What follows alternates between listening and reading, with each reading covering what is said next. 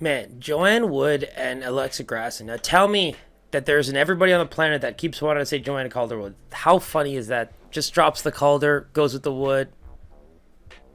Coaching extraordinaire. Now, I mean, when I think of Alexa Grasso and Irene Aldana, I can think back and always tell myself, like, that Mexican boxing, how good they looked. The takedown was the way to go.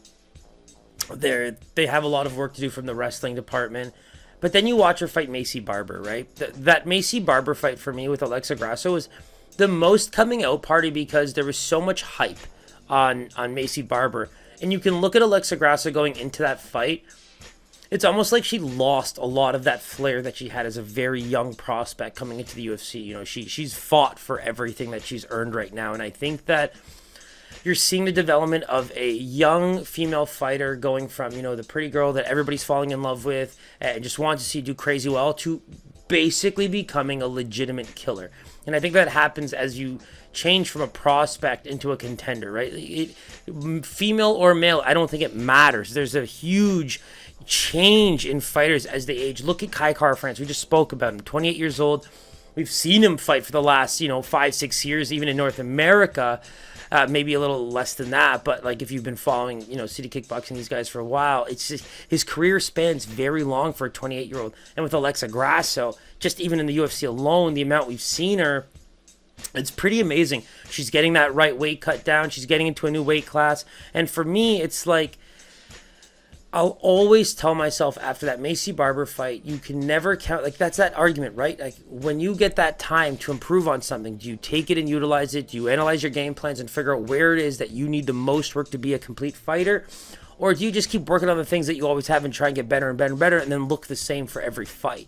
Like, that's where I think a lot of veterans get stuck, and then you have those mixed matches where it's like, yes, win 2, lose 1. Lose 2, then win 1, and then you're still a UFC fighter forever. You've got the name, you've got the longevity, you've got the experience, so they usually keep you around.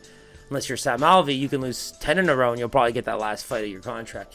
Outside of that, you look at Joanne Wood, right? And I think a lot of people are being hard on her going into this fight, but you have to realize, like, she was in line for that title shot before she accepted a fight against Jennifer Maia. Now, if you look at where Jennifer Maia is right now, after 2 losses to Katlyn Chookagian, now looking at she's basically going to be on this fight looking to get that win column back, but I'm not so sure that this is as dominant of a fight as Alexa Grasso as I think people will think it is. I think Joanne Wood is going to be able to bring a lot of volume. I think that if she's continuously looking for those level changes and so submissions, she's got a great submission game. I think that's the areas where she needs to keep it going.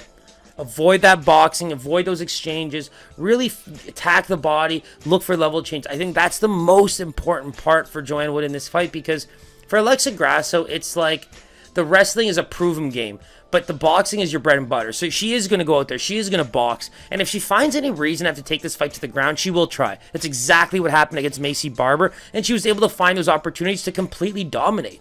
And I think in this fight, is she going to be able to completely dominate? Not so much.